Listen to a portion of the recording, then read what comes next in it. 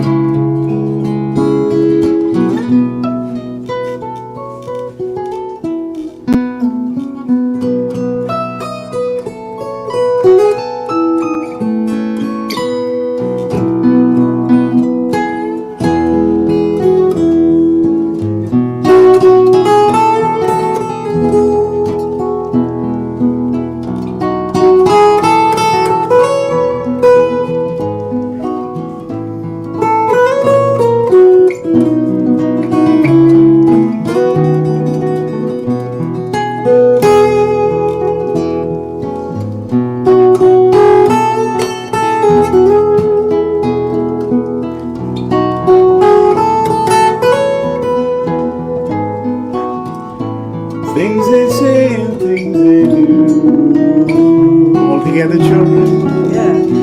Why worry? There should be laughter after pain. There should be sunshine after rain. These things have always been the same. Why worry now?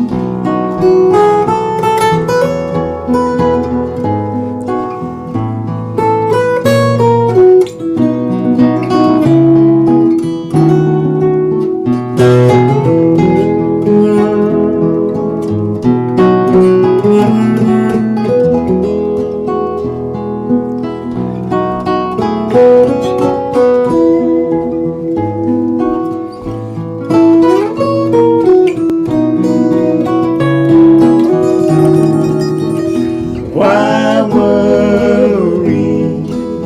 There should be laughter after pain. There should be sunshine after rain. These things have always been the same. Why worry now?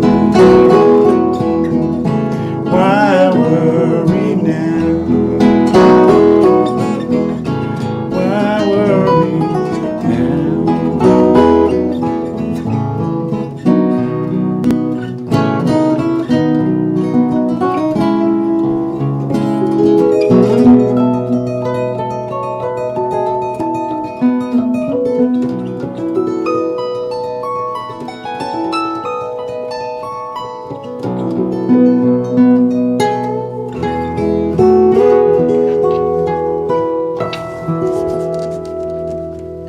Oh, We fluked it. Yes. Perfect song for today. Hello out there Yes. in the world. Ooh.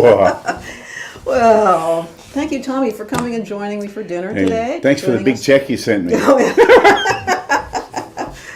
Entertaining the folks. Exactly. You're Oh, right. yeah. Absolutely. Yeah. It's always a pleasure. Yeah, I see a lot of people are popping in saying hello. And Mason Williams is here too. O'Brien says that we got some hellos coming in. Ah. Well, We David do. Patrick asks a question. He says, Yes. ask Tommy if he remembers the two blind people backstage at Grants Pass in 2019. Oh, yes. I brought them Taylor G.S. Mini. Wow. It's yeah, that's one of the things I love about traveling. The people you meet, you know, Yeah. every day is an adventure and you never know who you're going to meet. Oh, you know? and I remember there was one time after a show, somebody said, you know, my teacher wanted you to, you know, come and join him for breakfast, and it was Mason Williams. I said, what, Mason Williams, the classical gas guy? I Yeah. said, sure, and I went over for breakfast.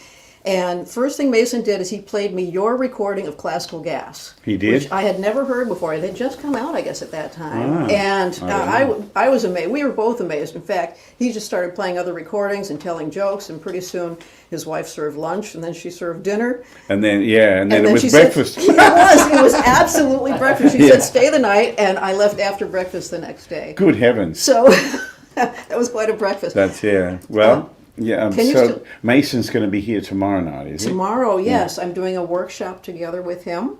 Wow. And if you signed up, he said yes, he'll be joining us. And Great. Well, hello, Mason. And Yes. I haven't seen him in a while, but I haven't played in Eugene, Oregon in a while. Yeah. I'm going to Portland again there soon. But, Oh, yeah. or I was Close by. I was there recently. That's right.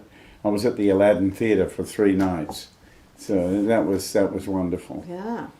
We started this year doing something completely different because in these times of uncertainty, you know, and everything trying to get back to normal, instead of just playing theatres everywhere, I decided, my manager Brian decided it'd be a good idea if we did smaller venues and did multiple nights. Wow. So we started with 4 nights at the Soil Dove in Denver.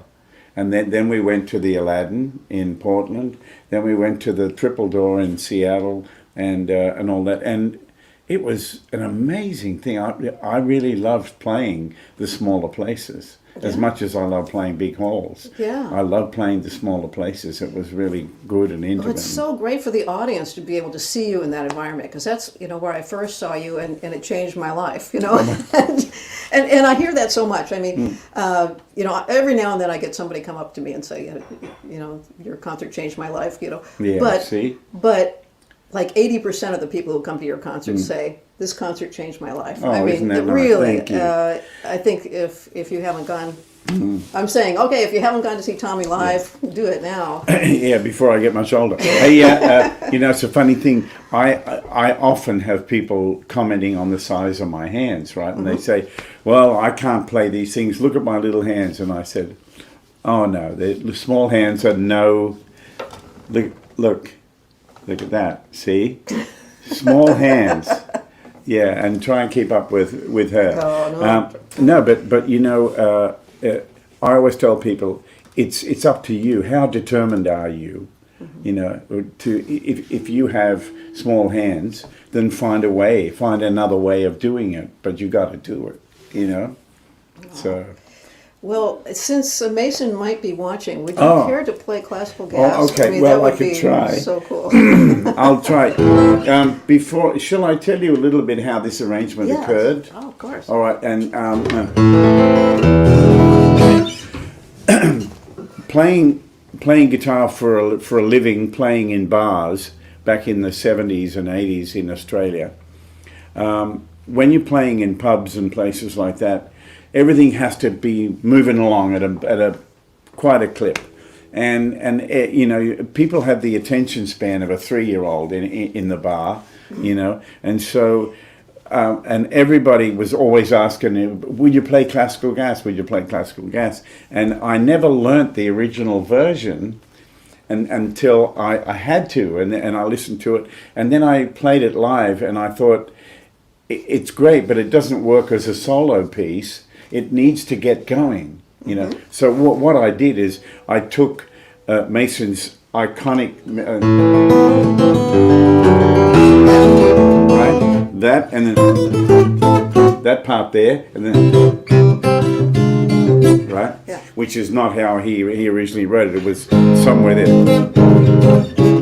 It was very classical, Yeah. and so I changed it all around and I basically made the whole thing up on stage and just used those iconic bits, and people liked it. And that's the thing, when you're out there just trying to make a living, it's all about what you do to the crowd.